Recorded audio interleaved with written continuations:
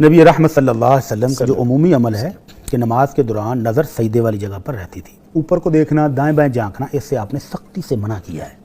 آپ نے فرمایا جو لوگ ایسے نماز کے اندر بھی اوپر کو دیکھتے ہیں ممکن ہے کہ وہ اوپر دیکھیں اور اللہ تعالیٰ ان کی بصارت چھین لے اور دوبارہ نظریں واپس نہ لوٹائی جائیں. تو نماز کے اندر پوری طرح توجہ کے ساتھ نماز پڑھنی ہے.